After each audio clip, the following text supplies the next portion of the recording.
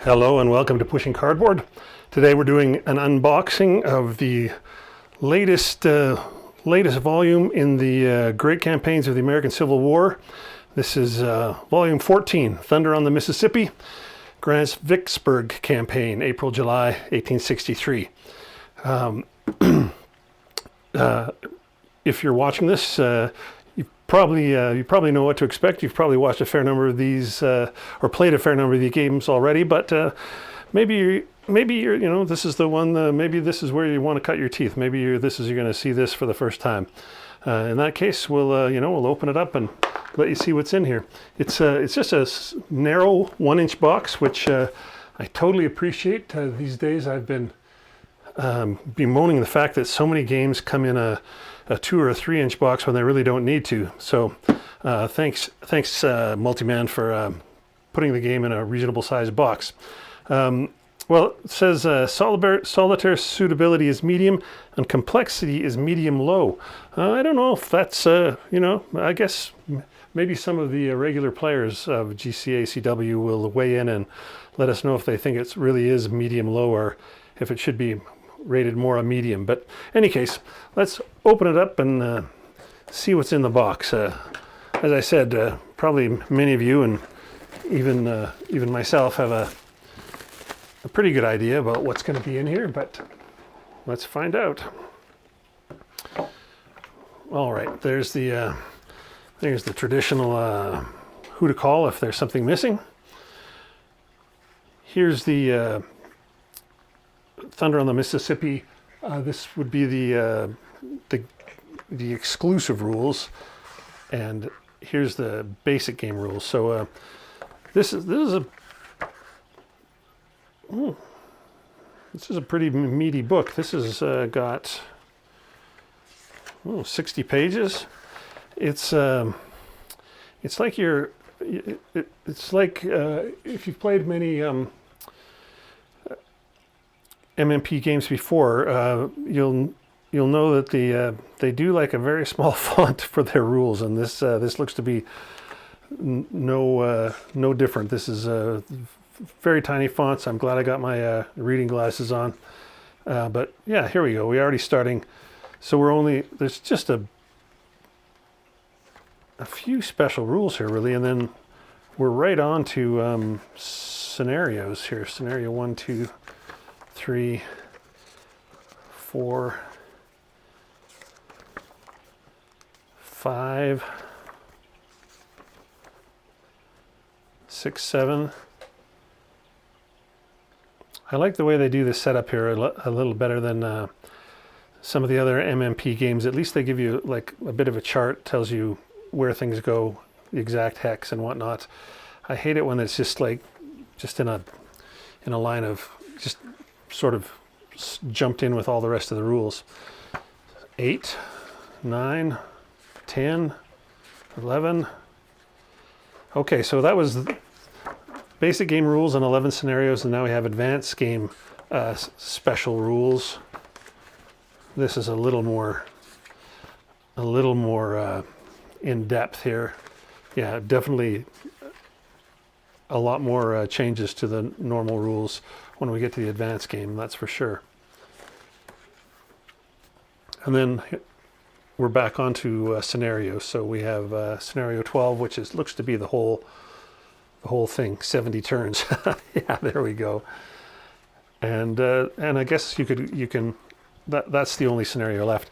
I guess you can probably go back and play all the earlier scenarios using the advanced rules as well. And then there's a history article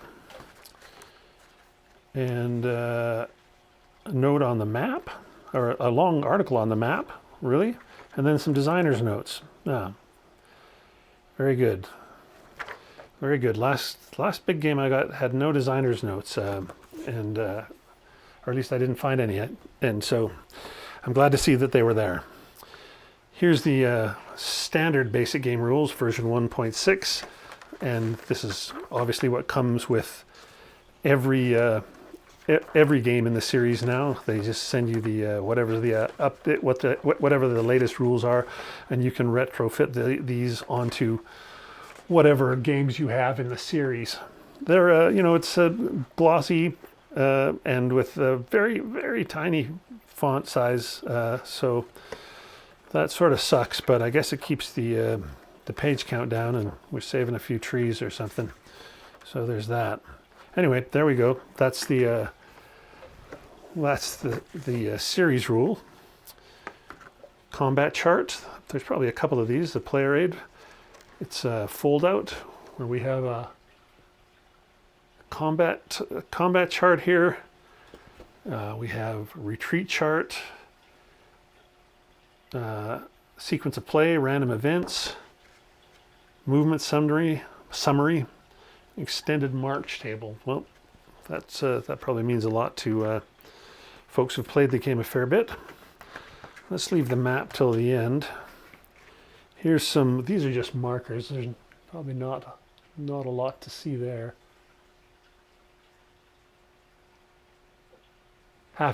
Small half-inch counters, of course.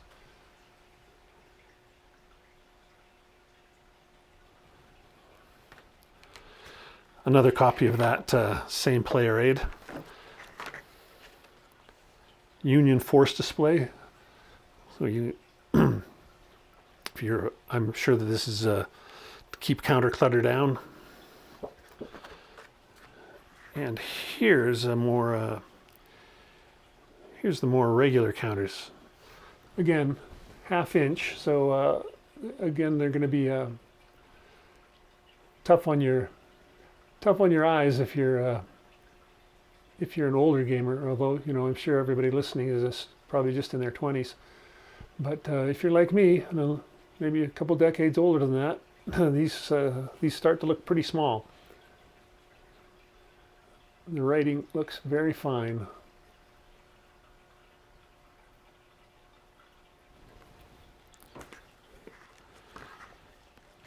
That's another part of the map. We have a die. And the other sheet of counters. This has got some leaders on it, so that's always a little more fun to look at.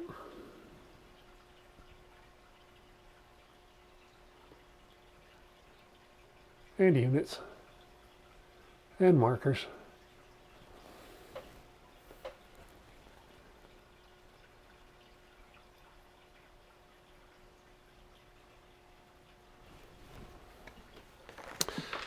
And there's the Confederate forces display, similar thing. Room for 6 different forces. This is where you put your counters on here and then put a force marker on the map, I imagine is how it works. And then finally we have the maps, and we have two maps. I won't be able to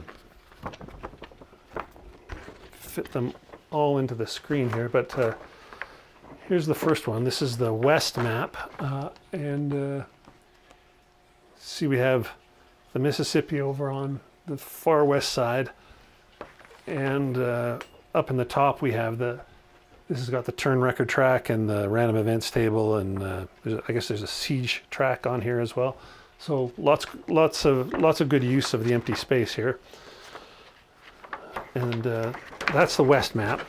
And then I'll give you a little closer look at the east map, if I can.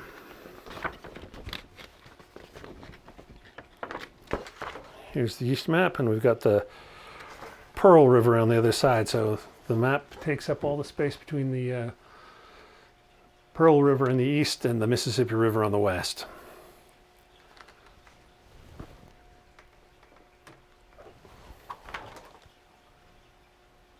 You can get a bit of a look at the quality of the maps here. I really like these maps. They're beautifully detailed. They look like they're going to be easy to play on. I still haven't played this series yet, so I can't say for sure, but it all looks clean and clear to me.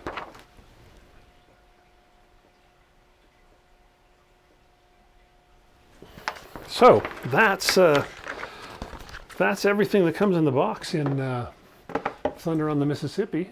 I don't. It's time for me to. This is going to be the year when I finally play GCACW.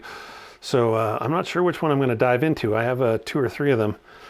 If you have any suggestions, just throw them in the comments. Let me know what you think I should play first, and if I have it, that's what I'll choose. But man, I wouldn't mind starting with this one because this is one of my favorite engagements to study in the whole war. Anyway, there you go. Thunder on the Mississippi from MMP. I hope you've enjoyed seeing what's in the box. Stop by the website, Pushing Cardboard, sometime. Say hello. Subscribe to our newsletter, or check out our podcast or our video podcasts. And in the meantime, see you next time.